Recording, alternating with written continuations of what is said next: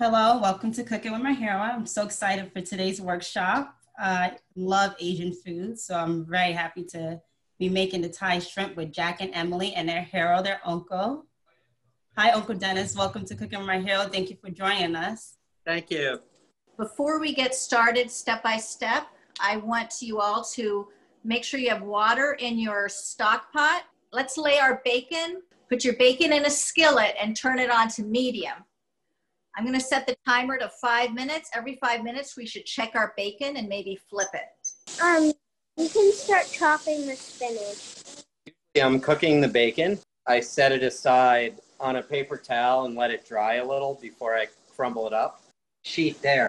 So we're boiling the water in the large pot or the medium pot. We're cooking the bacon, and once the bacon's done, you can set the bacon aside. We're going to basically start preparing the main pan where all of the ingredients are going to get put in there. So whether you do the bacon in a separate pan or you do the bacon in the main pan that you're using, you're just going to need to drain the oil out of that pan with the bacon. And then there's some nice flavor in that pan from the bacon. I'm going to show everybody how to slice the shrimp horizontally. I'm laying my shrimp flat, slice it horizontally with my hand over the top of the shrimp. Then you'll have two halves. Now I have the tail on my shrimp, so I'm not going to cut it all the way in half. I'm going to sort of do a modified butterfly of the shrimp so I can lay it down flat. I like having the tail on it because it's a protein, and when proteins cook on high heat, they shrivel up. So a lot of times you'll see in a restaurant the tail's left on, so your shrimp comes out flat. But it doesn't matter because you're cooking at home. It's going to taste just as good either way. So go ahead and slice your shrimp if you can sideways. It smells like seafood. That shrimp is, Jack. Good point. Good job, guys. So now I have my pan that we're going to do all the cooking in is on the stove.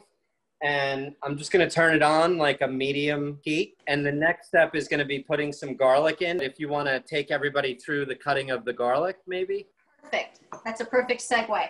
So yes, we have to fabricate the garlic. We have chives, cilantro if you're using it.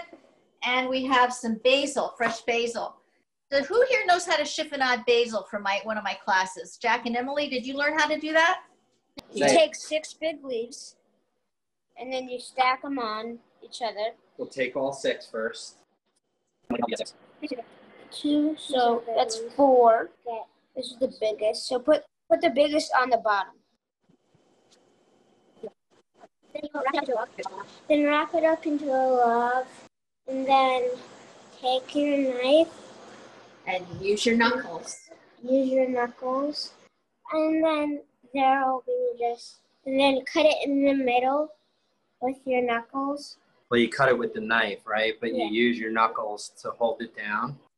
We have 12 pieces cut, or how much should we cut? So the recipe is very specific. It's 2 tablespoons, but with something like this, you really don't need to measure it. I love basil, so just grab some, roll it up, and slice very thin chiffonade strips, and you're good to go, as much as you like. Is that all we need? This is a big one.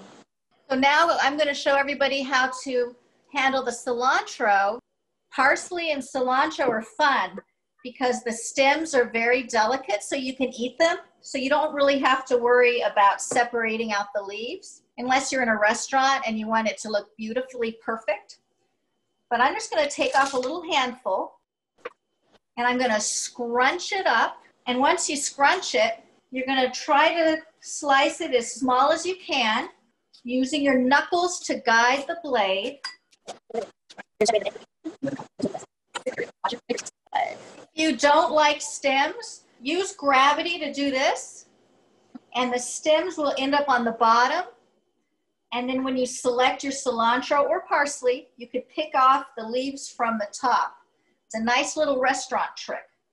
So you take a pile, right? Yep. And you put them together. Mm-hmm. And then Hold the edge of whatever this is. you hold the edges like this. Scrunch it up when you're cutting it. Talk a little louder. Scrunch it up. You scrunch up the You take chives. a little pile and you scrunch up the chives. Cilantro. So the chives, you're just gonna slice them as small as you can. Use the the knuckles to guide the blade of the knife. Hey, Chef, quick question for you. We have dried cilantro. What do you think would be the equivalent amount that we should use? So to me, it doesn't matter because you're not gonna get much flavor out of dried cilantro. It's not aromatic like dried rosemary or dried thyme. Right. Just take some and sprinkle it just to add color, and Okay. it looks good, you're done. So the last thing, we have to fabricate our garlic and then crumble our bacon, and then we're ready to cook our dish. Clean up your workspace once you're cutting. Okay, so that's fun, crumbling up the bacon. We cooked our, and now we're just taking little pieces and breaking it up. Depending how well cooked it is, it should crumple pretty easily. Smaller, Jack, smaller. Smaller. Emily, excellent. Jack, you have to work on your bacon crumbling.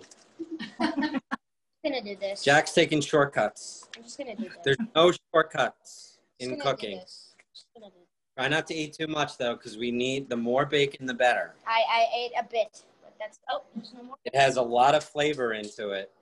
We need to fabricate our garlic too. So let me know when you're ready to show us how to do the garlic. So you take your bowl and the flat side of your knife and you bang on it just to bust open all the cloves. Now you're going to take your clove and you're going to smash it.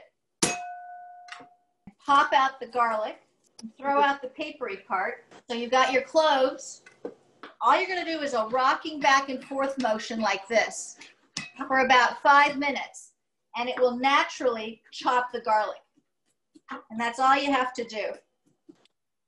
Chef, one more question with the peanut. Should we crunch those up now? Yeah, we might as well. Some people like them whole, some people like them chopped. If you don't have one of these, you can put your peanuts on your cutting board, cover them with a cloth, and take something hard like a pot or a pan and just pound them until they're crumbled. We have a slammer. We have a slammer. Not sure if it's really called a slammer, though. Maybe it's a but- hammer slammer. All right.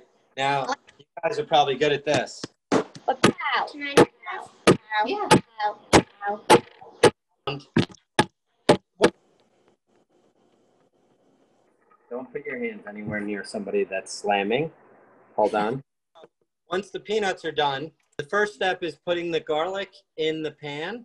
Now, for garlic, put in as much as you want. Some people like a lot of garlic. Some people like to go a little light on it. You just have to make sure you have a little oil at the bottom of the pan. Bacon grease, canola oil. Is olive oil good? Olive oil's good as long as you don't fry at a high temperature for a long time.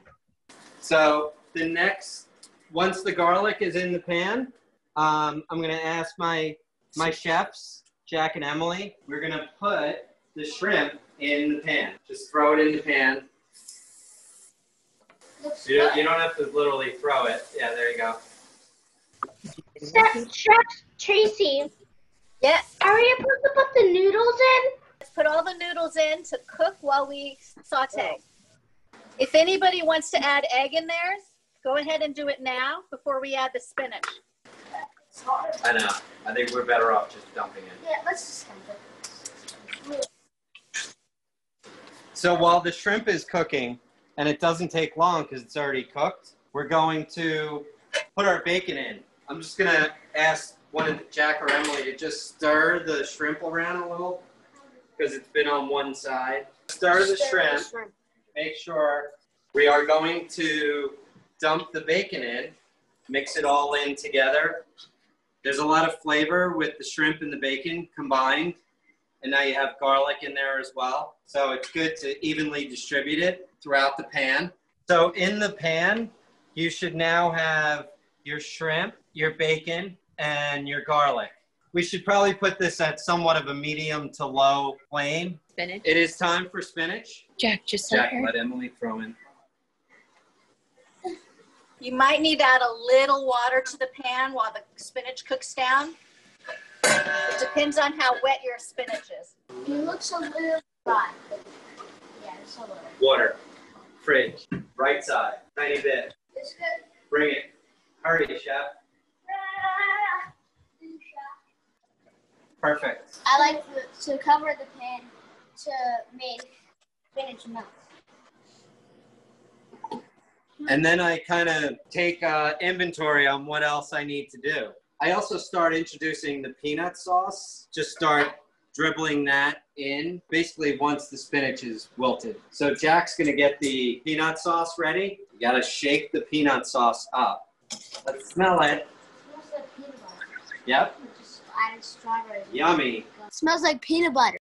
So add some peanut sauce to the. Hold on. So Jack's put in two spoonfuls already. Let's go 5, and he's using like a teaspoon. I'm gonna add a little soy sauce or salt. Balance out the salt with the sweet. So far, this is what my pan looks like. Be careful with the stove. Put oven mitts on when you're handling with the stove. Good one, Jack. That's, where are my Jack and Emily chefs? Right here. So what I'm gonna do with the pasta or the noodles is dump it back in the pot where I cooked it. And I'm gonna pour some more peanut sauce in the pasta so it stays nice and loose. I used a liberal amount just because Jack and Emily told me to. So Uncle Dennis, do you add your noodles to the skillet? You can definitely do that. I sometimes do it this way, like where I put the peanut sauce on the noodles and then get the noodles with the peanut sauce on it. And then I actually dump the skillet into the pot. It smells good. But once you have your noodles ready, Dump everything from the skillet into the pot. Chef, I didn't put the cilantro and the chives in yet. That's okay to dump in there as well now. So you have two choices. A lot of people would just dump it in and stir. I like to customize each bowl. So I'm gonna put my dish in the bowl and then I'm gonna sprinkle peanuts and herbs on top. It looks really pretty and fresh that way. And then if Okay. somebody likes cilantro, they don't have to have it. Okay, great. The food is pretty much cooked at this point. Chef Tracy. Chef Tracy, look. Let's see, young Back here, lady. stay on the camera. I Let's don't see. think they want to look at me. I'm looking. Oh, look at that, Haley. That's beautiful. We'll see.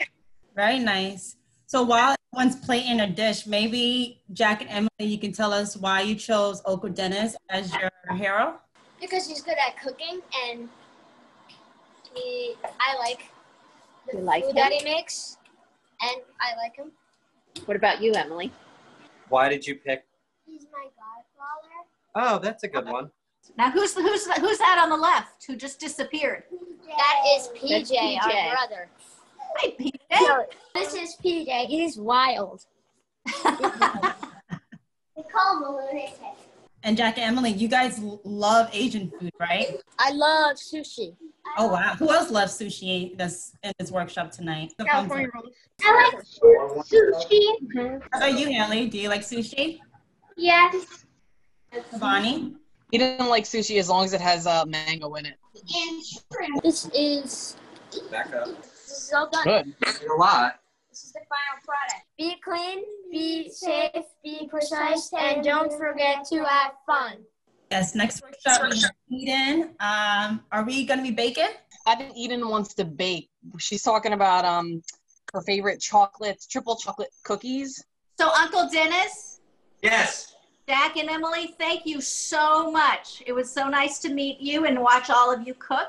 It was great to meet everyone, and thank you for guiding us through this. I learned a few things myself. So did Jack and Emily. And don't forget to send pictures. Yes, please Okay. send us pictures. Okay. Thank you. Thank you, everyone. Bye. Bye. Thank you. Bye.